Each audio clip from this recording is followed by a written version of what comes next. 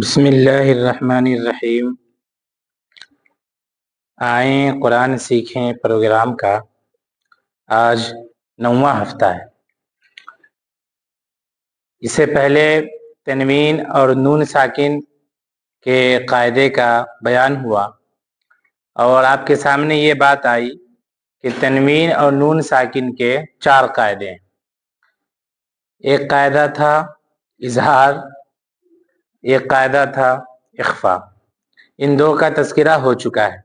میں نے آپ کے سامنے یہ بات بتائی تھی کہ تنوین کہتے ہیں 2 زبر 2 زیر اور 2 پیش کو، 2 زبر 2 زیر 2 پیش کو تنوین کہتے ہیں۔ اور نون ساکن آپ جانتے ہی ہیں کہ جس نون پر جزم ہو، یعنی جس نون کو پیچھے سے ملا کر کے پڑھتے ہیں، جیسے انعمتا، تو انعمتا میں نون کے اوپر کیا ہے؟ جزم ہے، اس کا نام نون ساکن ہے۔ تو اور قل هو اللہ احد، احد میں احدن دال کے اوپر کیا ہے؟ وہ تنوین ہے، 2 پیش ہے۔ تو تنوین اور نون ساکن کے 4 قاعدے ہیں۔ ان میں سے ایک قاعدہ تھا اظہار، یعنی تنوین اور نون ساکن کے بعد اگر 6 حرف آئے، حمزہ، ہا، عین، حا، غین، خا، اگر یہ 6 حرف آتے ہیں تو تنوین اور نون ساکن کو ظاہر کر کے پڑھتے ہیں، آواز کو بالکل کھول دیتے ہیں۔ یہ ظاہر کر کے پڑھنے کو کہا جاتا ہے اظہار، ہے نا؟ جیسے میں نے آپ کے سامنے کہا تھا کہ طیرن ابابیل، ہے نا؟ طیرن ابابیل، تو یہاں پر طیرن میں را کے اوپر کیا ہے؟ تنوین ہے، اور اس کے بعد حمزہ آ رہا ہے، تو ہم نے اس کی آواز کو بالکل ظاہر کر دیا۔ اس کے بعد آپ کے سامنے یہ بات آئی تھی کہ تنوین اور نون ساکن کے بعد اگر 15 حرفوں میں سے کوئی حرف آئے، اور وہ 15 حرف تھے تا، سا، جیم، دال، زال، زا، سین، شین، صاد، ضاد، طا، ظا، فا، قاف، کاف، یہ 15 حرف تھے۔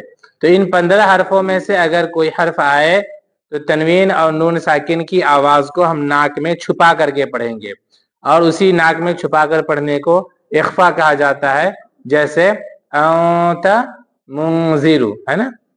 تو یہاں پر انت نہیں بولیں گے، بلکہ ہم بولتے ہیں انت، یعنی نون کی آواز کو ہم ناک میں چھپا لیتے ہیں۔ آج کے سبق میں آپ کے سامنے یہ بات آئے گی کہ اقلاب کس طرح کرنا ہے اور کہاں کرنا ہے۔ تو اقلاب ایک جگہ کرنا ہے۔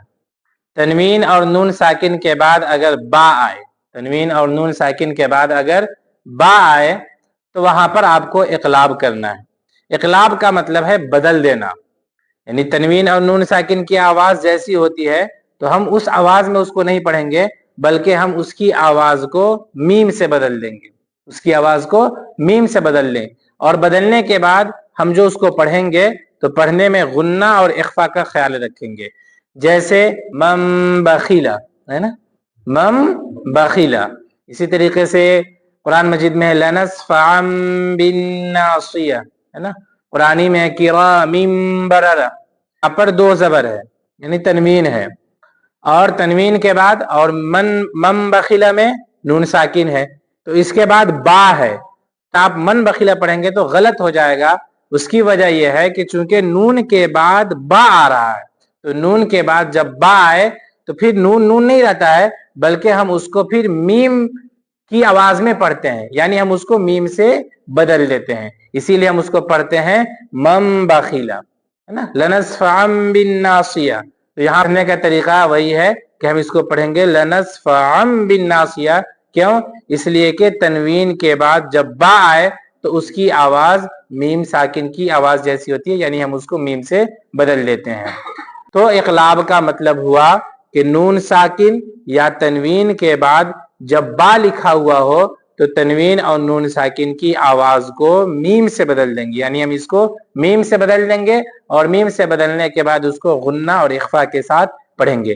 اخفا کا بھی مطلب میں نے آپ کے سامنے بتلا دیا کہ ناک میں آواز کو چھپا کر پڑھنا، اس کا نام ہے اخفا، اور غنہ کا مطلب ہے کہ ناک میں آواز کو روک کر پڑھنا، جیسے ان، ہے نا؟ ان، تو ان جب بولتے بھی رہیے ان، ہے نا؟ تو میم، تو اس میں کیا ہے نا، آپ نے اس کی آواز کو ناک میں روک کر رکھے رہا، تو نون کے اوپر اگر تشدید ہو یا میم کے اوپر تشدید ہو تو ہم وہاں پر غنہ کرتے ہیں. نون کے اوپر اگر تشدید ہو یا میم کے اوپر تشدید ہو تو ہم وہاں پر غنہ کرتے ہیں. جیسے ہے ان، ان، ہے نا، تو یہ ہے. تو اقلاب آپ نے سمجھ لیا کہ تنوین اور نون ساکن کے بعد اگر با آئے تو تنوین اور نون ساکن کو ہم میم سے بدل دیں گے اور غنہ اور اخفا کے ساتھ پڑھیں گے. اب اس کا ہے تنوین اور نون ساکن کا جو 4 قاعدہ تھا ان میں سے چوتھا اور آخری قاعدہ ہے ادغام کا. ان میں سے چوتھا اور آخری قاعدہ ہے ادغام کا. ادغام کا مطلب ہوتا ہے ایک کو دوسری چیز سے ملا دینا. تو ادغام کا مطلب ہوتا ہے ملانا. تنوین اور نون ساکن ہے نا، تو تنوین اور نون ساکن کے بعد اگر 6 حرف آئے، کون سے وہ 6 حرف ہیں؟ یا، را، میم، لام، واو، نون، ہے نا. یا، را، میم، لام، واو، نون. الگ الگ کہیے گا تو ایسے کہیے گا، اور اگر ایک ساتھ آپ کو کہنا ہے تو یرملون سیدھے یاد کر لیجئے. یرملون، یا، را، میم، لام، واو، نون، آسانی کے لیے یرملون.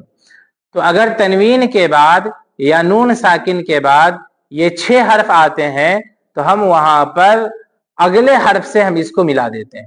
نون ساکن کو اور تنوین کو ہم اگلے حرف سے ملا دیتے ہیں. جیسے میں آپ کو مثال سے سمجھاتا ہوں تو بات سمجھ میں آئے گی. جیسے ہے یہاں پر ویل لکلی، ہے نا، آپ میں سے ہر ایک کو یاد ہوگا.